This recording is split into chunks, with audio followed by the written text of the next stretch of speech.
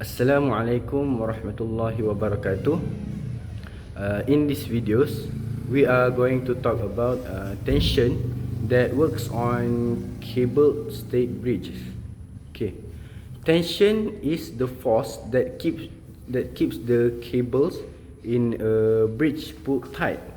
These cables are like the muscle of the bridge. They hold up the bridge deck and make sure it stays steady. When cars, trucks, and even wind add weight to the bridge, the tension in the cables helps to spread that weight evenly across the whole structure, keeping it stable. Okay, think of it this way. If you pull a rope tight between two strong points, it can hold up a lot of weight. That is exactly what happens in a cable-stayed bridges. The towers or pylons act like strong anchors, holding the cables in place.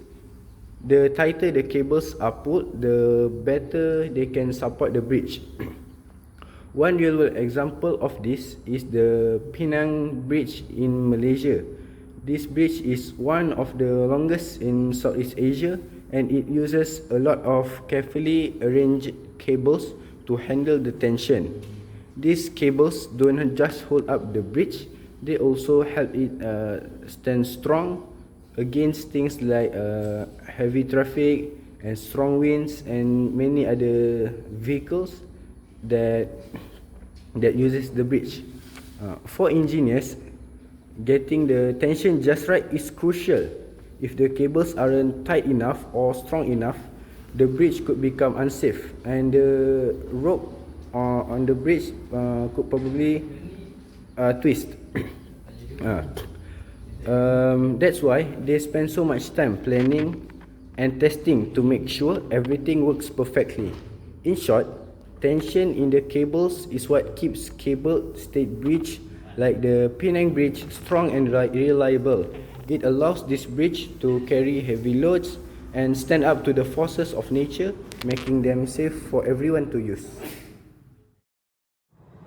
Moving on to the theory on tension forces in cable-stayed bridges.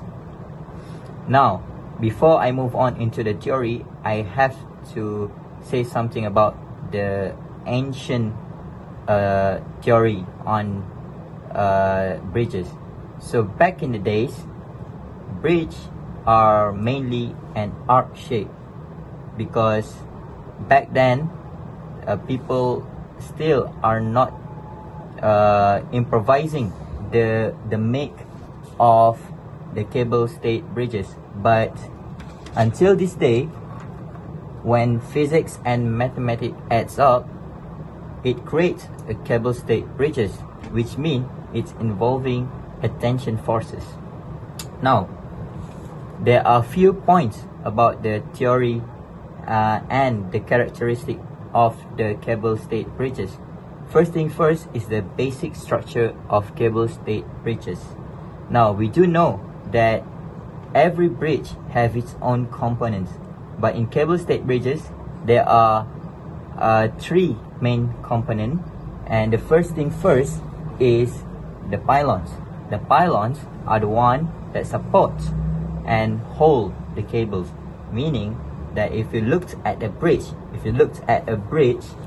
and it have a pylon in the middle, it could be at the end, and it could be somewhere, because this is the one that will hold the cables. Now moving on is the deck. The deck is the horizontal structure that spans between the pylons and supports the roadway or the railways, meaning that if you look at the bridge, the deck is also called the surface of which the car travel or pass into. And lastly, we have is the cables. The cables are the one that attach to towers and the one that will support by bearing the load, meaning that every cable-stayed bridges have its own cables that will support the load, and it have its own tension that will support the load. Alright, when we talk about cables, there are two types of cable in the cable stayed bridges. One are fan pattern and harp pattern. What's the differences between fan and harp? So fan pattern is the cables that radiate toward one point to the top of the tower, meaning that if you have bridge and the cable will always point at the cable will point to the top, meaning that from here it can go here, it can go here, and it also can go here, meaning that the cable is not parallel. While harp pattern, it is a parallel, the cables are parallel, connecting the deck and the tower at different height, meaning if you have a bridge and the cables will always point in the same parallel direction, meaning that the cables will always point into its one parallel way. So meaning if you have this height and you have a lower height, it will always go to the same direction. Moving on to the second point, which is the tension force in the cables. There are two things that we have to know, which is the dead load and the live load. So what are the differences between the dead load and the live load? So dead load is the one that the mass or the weight of the bridge itself, including the deck or the permanent structure. Anything that stays on the bridge that does not move is called the dead load.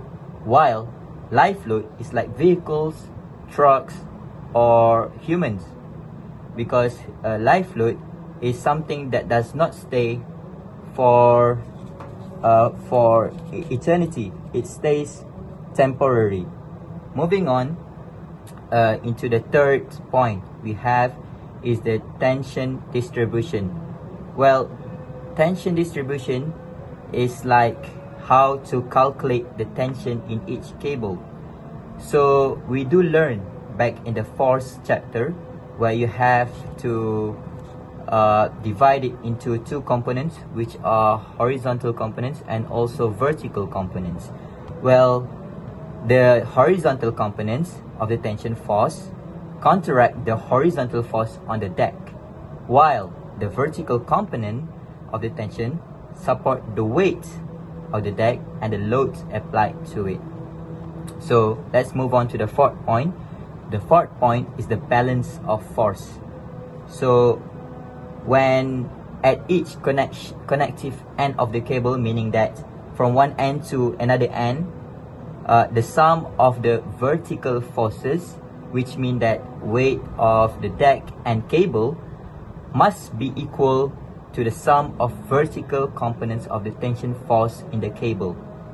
So that's for the vertical component.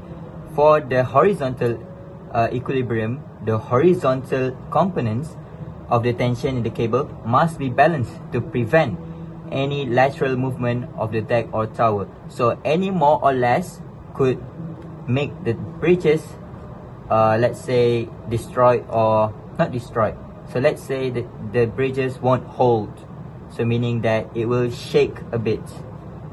So that is for the vertical and the horizontal equilibrium. When we talk about equilibrium, it means it is equal. So let's move on to the fifth point. The fifth point is the role of the towers. So the role of the tower is itself, the tower experience both compression and bending force. So meaning that the cable apply a downward pull on the towers due to the tension, which introduce compressive force. So if you have a cable without a tower, it will build a compression and bending force. So the function of the tower itself is to minimize the shakiness or the movement of any lateral in the tower. So let's move on to the sixth point. The sixth point is the design consideration. So design consideration are for the engineers. The engineers must ensure that the cables are strong enough to withstand to withstand the tension forces. So let's say that if the tension is too high, meaning that if you don't have a good material or any suitable material to support the tension, the bridges won't last long, meaning the bridges will collapse instantly, or any live load that enters the bridge will collapse. So material selection is critical, especially for the cables, because if you build a bridge with a rope, the rope is also will produce a tension force, but the ropes itself is not a strong material. So meaning that if you want to build a bridge that can support or heavy masses or heavy weight, you need a good material selection, especially for the cables, which are typically made of high strength steel to withstand the large tension force. And lastly, we have is the comparison to suspension bridges. Alright, so the difference between the cable stayed bridges and a suspension bridge is the shape of the cable itself. So if you have a bridge, as I described it earlier, the cable stayed bridges have two type of cable pattern, which are harps and fan pattern. But in suspension bridges, the difference are the cables. So let's say you have a pylon here and you have a pylon here, and the cables will move the cable will move down and up, so it will make a quadratic arcs of the shape. So the difference is also both have the same similarity, which are to withstand high forces, high weight, but it is the same because the difference the difference of the two type of bridges is that one fan and harp pattern and one is suspension bridges, which are move arc. The cable move arc downward. So one of the famous suspension bridge that I could tell you is the Golden State Bridge, which are located in the USA, and also the nearest we can have for the cable stayed bridges in Malaysia is the Penang Bridge, which are in Penang. So that's all for the theory on tension forces in the cable. Thank you.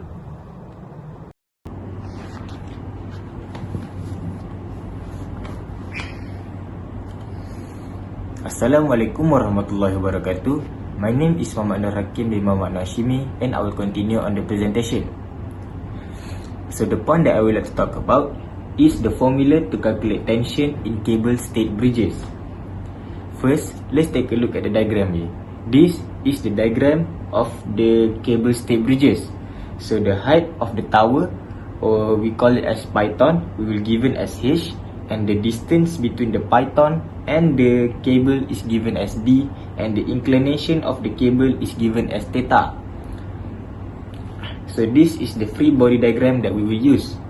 So if you can see from the diagram and the free body diagram here, the tension is inclined at a certain angle. Therefore, the tension will exist in two directions, which is the tension in x direction and the tension in y direction. So this is the axis that we will use to calculate the tension in cable stayed bridges. So there are three ways in calculate the tension in cable stayed bridges. So the first way is the most basic ways to calculate any forces. Is we use the summation of force is equal to MA, or summation of force is equal to 0. So in calculate the tension, we will use as the summation of force in y direction is equal to 0 because it is in equilibrium state. Therefore, the summation of force in y direction, we have the tension, positive tension in y direction, and the negative weight is equal to 0. So if we sum them up, we will get tension in y direction is equal to W. So tension in y direction is equal to T sine theta. Therefore, T is equal to W over sine theta. So this is the first formula that we will use to calculate the tension. This is the most basic things in this topic. But what if the angle theta here is not given? If the angle theta is not given, we have to look back at the diagram here, and we can see that the height, the distance and the cable will make a right angle triangle. Therefore, if we use the trigonometry method, we can find that the theta using the tan formula. So tan theta is equal to the height of the python over the distance, and theta is equal to tan to the power of -1 multiplied by the height over the distance. So from this formula, we can use the theta to calculate the tension by using the summation of force in y direction. So this is the second method of calculate the tension. The third method is by using the sine formula. Still using the trigonometry method, but instead of using the tan, we are using the sine. Because if we can see from the summation of Fy is equal to 0 here, we know that to calculate the tension in y direction, we will use sine instead of cos. Therefore, we can use the sine formula from the trigonometry to get our answer. So we all know that from the trigonometry, sine theta is equal to the opposite over the hypotenuse. So the opposite here is our height of the python, and the hypotenuse is the length of the cable. So how to find the hypotenuse right here? So to find the hypotenuse, we have to use the Pythagoras theorem. So we get the hypotenuse is equal to the square root of height squared plus distance squared. So we can put this inside the sine theta formula. So we get sine theta is equal to the opposite, which is our height, and the hypotenuse, which is square root of h squared plus d squared. So from here, we can put this h over square root of h squared plus d squared into the summation of Fy is equal to 0. So we will get T multiplied by the h over square root of h squared plus d squared is equal to the weight. So if we simplify this formula, we will get T is equal to W multiplied by the square root of h squared plus d squared over h. So this is the finalized formula by using the sine theta method. But this formula is quite tricky, so I would not recommend anybody to use this formula. Instead, use the tan formula because it is more easier. So that's all from me. I will pass it to my mates. This is a diagram of a cable-stayed bridge. There are a few components of a bridge to make sure that it is safe and stable. First, pylon. It is made of steel and also very thick. They are also the stable and stiff structures used to transmit the load held by the cable towards the bridge foundation.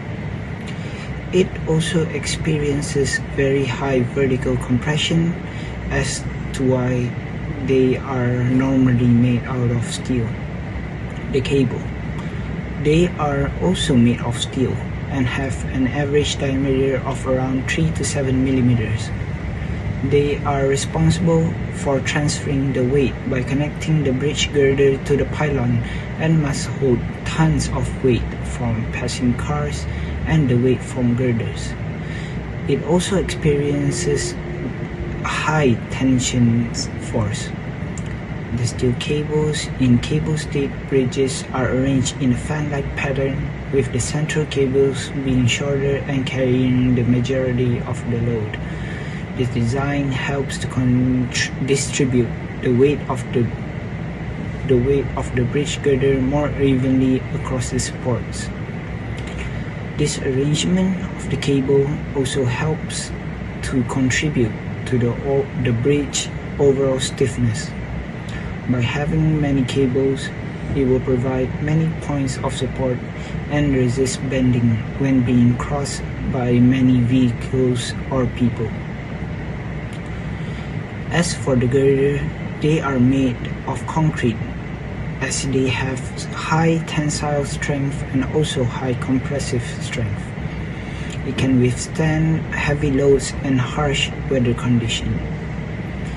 It also has a very low cost and does not sag and lose strength like wood or corrode like steel.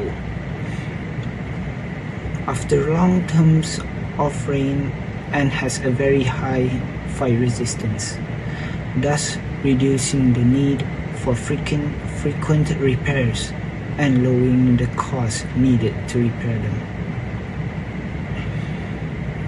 The table above shows the tension of steel bridges for cable-stayed bridge. Assuming that the steel bridge has an average 19,600 newtons of tension, we can find the force which acts through the x-axis and the y-axis. For the force which acts in the x direction, we can use the formula F equals to T cos theta. And for the force which acts in the y direction, we can use the formula F equals to T sine theta. The T is the tension by the steel cable, and theta equals the angle between the steel cable and the bridge girder. As each cable in a cable-stayed bridge has different angles from the bridge girders, the force which acts in the y and x direction are also different. The force which is delivered in the horizontal or the x direction is used to reduce the tension experienced by the bottom layer of the bridge girder. It prevents the cables from sagging as to why the force which acts in the x direction is necessary. The cables are also connected at both ends and extends to the deck, creating a system of stayed. This helps to maintain the bridge overall geometry and prevents it from twisting or tilting.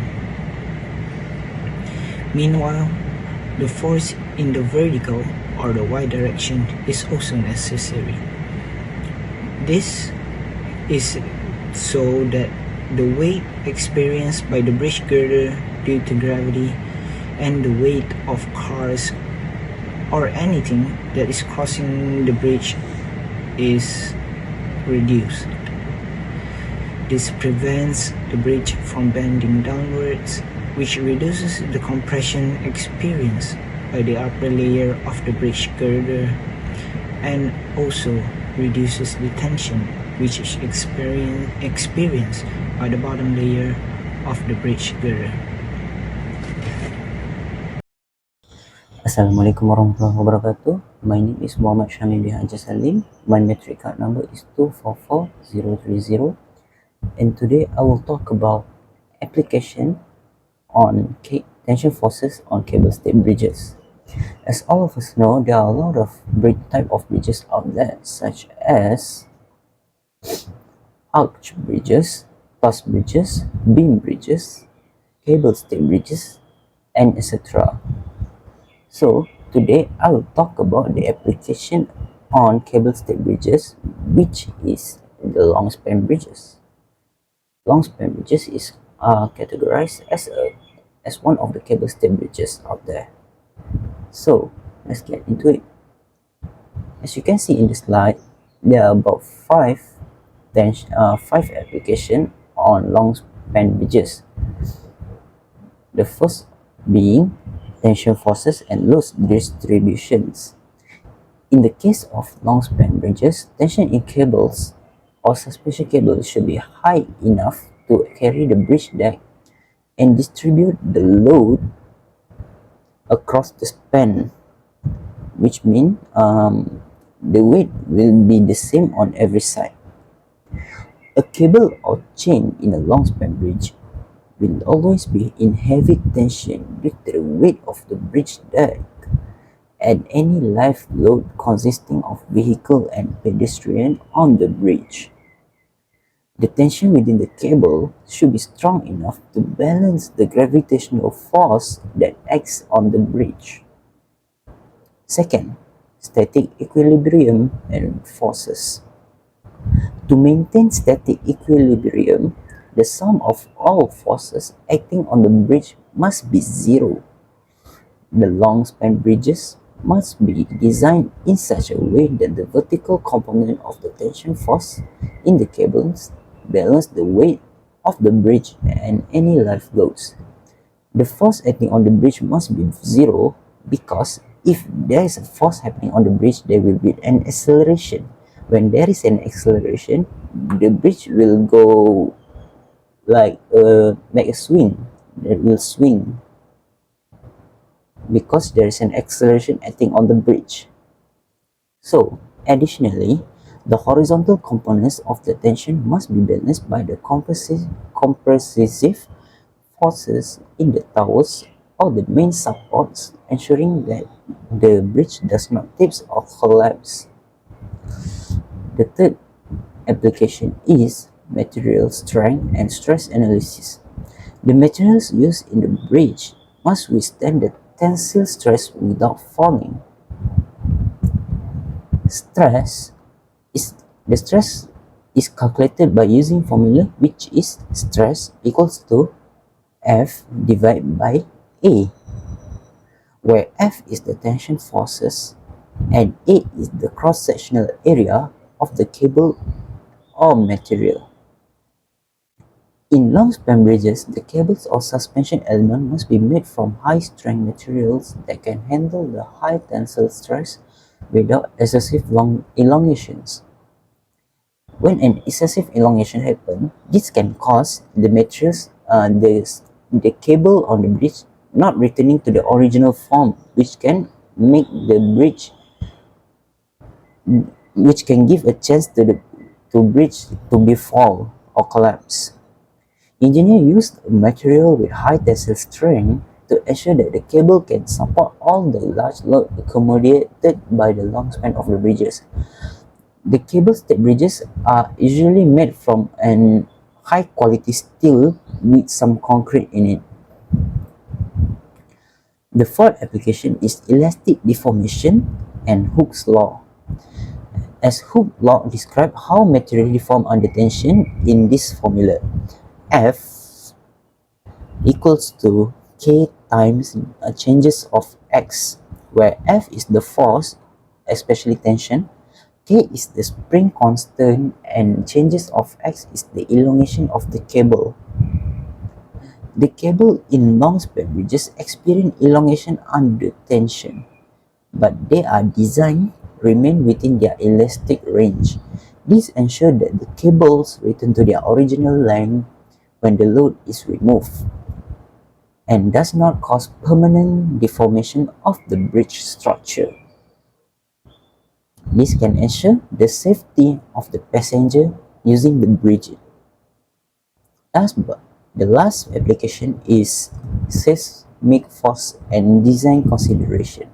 Before we go into the seismic force, let us know about what is actually a seismic force. Seismic force are the force generated by the movement of Earth during an earthquake. They can cause significant damage to building and structure if they are not properly accounted for in the design and construction progress. So, let me give an example. When an earthquake causes a shaking to the ground, so a building resting on it will experience the motion of the base. From Newton's first law of motion, even though the base of the building moves with the ground, the roof has tendency to stay in its original positions. So let's get back to the seismic force application. In seismic zones, bridges must be designed to withstand seismic force that can cause significant horizontal and vertical movement. The force during an earthquake can be described by the formula, which is F equals to M times by A, where F is seismic forces acting on the bridge, M is the mass of the structure, and A is the acceleration due to the earthquake. Long-span bridges in seismic areas are designed with flexible structures and expansion joints to accommodate seismic forces. The tension forces in the cables are engineered to manage these forces and ensure that the bridge can absorb and dissipate the seismic energy without collapsing. This can allow the building not to move, the bridges not to move significantly, and ensure that the people aboard the bridge cannot feel any motion sickness. So that's it for the application. So to conclude all the things that we have present before, tension forces in cable stay bridge are critical element that allow the entire structure to be safe to be used by the people. They carry the load transmitted through different elements most effectively and have adaptability to all forces acting upon the bridge. This indeed is a feature that makes cable stay bridges extremely ideal for long-span application. Through these forces, the principles have deep root from physics that enable bridge to uphold an uncomplicated design yet strong at the same time. This unique combination of properties supports their wide use around the world and applicable in modern development projects. So as you can see here, this is a simple mind map that we made that is a must when building and cable stay bridges from these three main points, which is theory, formula, and application. For theory, you must know about the basic structure of cable stay bridges. Then you must also know tension distribution, comparison to suspension bridges, and also balance of forces. Then we can use the formula to calculate the tension acting on the cable of the cable stay bridges. I'm sorry. Alright, there's about 4 formula in this topic, which is the first of being to calculate the tension, which is this one right here, the first one. Then we have another formula to calculate the stress of acting on the cable also that I just taught in the application. Alright, then we also have the Hooke's law formula that can be used to calculate the elongation of the cable or even the tension forces. Elastic forces. Then we have the last but not least is the seismic forces. How to calculate it. So then there's the last point, which is application. So the application is divided to 4 in this part. First being the tension forces and load distribution, static equilibrium and forces, material strength and stress analysis, and last is elastic deformation and Hooke's law. I hope you guys understand based on our presentation today. That's all from us. Thank you.